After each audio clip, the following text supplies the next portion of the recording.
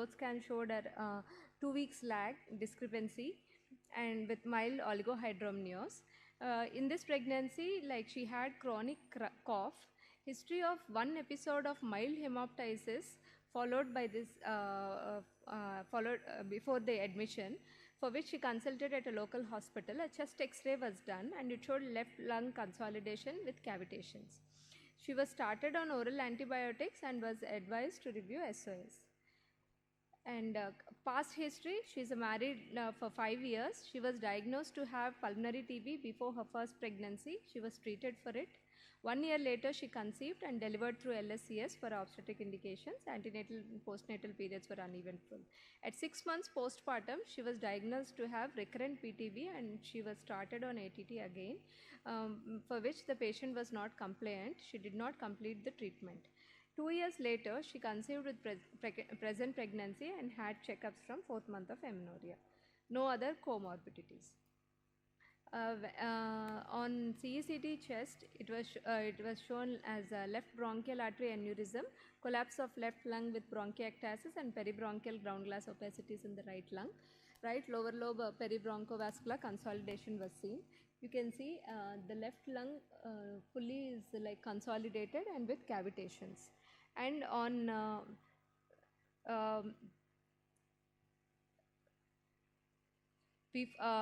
for the left, this is the left bronchial aneurysm which was found, and later we proceeded with we diagnosed her to have left bronchial artery aneurysm secondary to consolidations, query pulmonary TB. And so what next? Mother first or baby first? Should we deliver the baby or go ahead treating the mother? In this case, we went for a bronchial artery embolization, and then the confusion is like whether to deliver the baby or whether to wait and continue with the pregnancy. But here we did an ultrasound. It showed like 30 weeks gestation. She's around 33 weeks, but the baby is only 30 weeks gestation with severe oligohydramnios of AFI 1 to 2.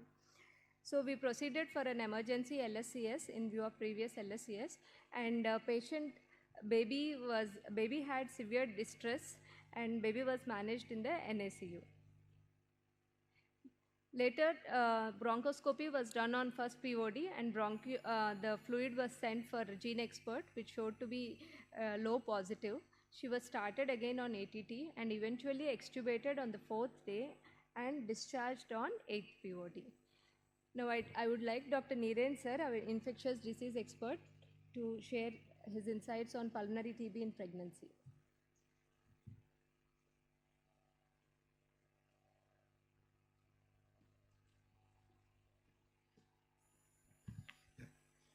Thank you, ma'am. So, tuberculosis is still the world's most infectious disease killer, and India contributes to almost more than 1/3 of the world TB cases. So, everyone, I think, should know about how tuberculosis and how it's present in pregnancy. So, when you talk about pregnancy and tuberculosis, we categorize the risk. We are talking about two people here. So, the maternal and the fetal risks. So, in pregnancy, most of the time, it is TB reactivation rather than a new infection. So that is mostly because of the apparent immunosuppressed state of the pregnant female. And you will have other associated conditions as well, which could be due to pregnancy, for which TB has superadded, like anemia, and it could also lead to preterm labor. So TB, even in maternal deaths, it causes up to 6 to 15% of the maternal deaths globally. When you come to the fetus, we also talked about preterm death. Similarly, you will also have the low birth weight babies born with people with mothers with tuberculosis. There is also the risk of postnatal transmission, especially when TB is not adequately treated in the mothers. So the main hurdles when you talk about diagnosing TB in case of pregnancy is, most of the times the symptoms coincide with that of pregnancy. Sluggishness, early morning vomiting, feeling weak. So these symptoms may sometimes be disregarded as normal pregnancy symptoms. And even the cough, sometimes this patient had chronic cough. Most of the times pregnant females try to suppress this cough or vomiting sensation, and they usually don't become overt symptoms. And they are, as I said, almost most of the times disregarded and not considered. And as we also already know, pregnancy is an immunocompromised state. That is why the reactivation of whole TB is more common in case of pregnant females. Again, the low clinical suspicion being the highest burden country for tuberculosis and having a high reproductive rate as well in India for now, we should keep a clinical suspicion of tuberculosis, especially when someone is not, there is not enough weight gain or there is having slow chronic cough in pregnant females. When you come to the test to diagnose tuberculosis, so the common things when you talk about diagnosing TB in adults, we say one is symptoms, imaging, MAN2, and microbiological tests. So when you so imaging, there is always the problem of safety with imaging in case of pregnant females. And when you talk about MAN2 and these, it has been not an ideal test to diagnose TB even in adults, but people still tend to use when you don't have other. And in females, all these patients, because of reactivation and low immune status, MAN2 tends to be negative even if they're having overt disseminated tuberculosis. So that is not at all a good test, even more so in pregnant females. And when you talk about all the main important test that still remains is the microbiological confirmation with AFB or gene expert or CBNAT test. So these remains the main test of how you identify TB in case of pregnancy. So our way ahead to diagnose early tuberculosis in pregnant females should be having a good clinical suspicion, identify who are the high-risk patients. Though we say TB is still a disease for low socioeconomic status, the affluent people are not too far away. There are many people who have been affected with TB as well. So always a strong clinical suspicion helps. Don't shy away from getting an imaging when required with having a good abdominal shield. Try for microbiological confirmation, not use other tests. And also important, if not done till now, a retrostatus is also important when you diagnose TB in a case of pregnant females.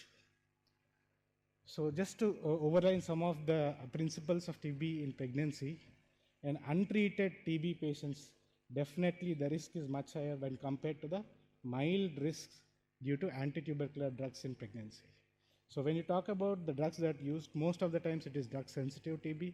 The usual 4-drug regimen consisting of rifampicin, isoniazid, pyrazinamide, and ethambutol. These are the ideal drugs. No known teratogenetic effects have been known. Only thing is, should remember to give pyridoxine as well when you are treating with isoniazid. So, and when you should continue the ATT, it should be continued postpartum as well. And even in lactating mothers, the concentrations of these drugs are very low and not harmful to the baby at all. But in turn, when you talk about eliminating and decreasing the TB burden, we also should assess the child for congenital and neonatal TB and also give INH prophylaxis wherever it is necessary. The risk of where the risk of transmission from the mother to baby is more.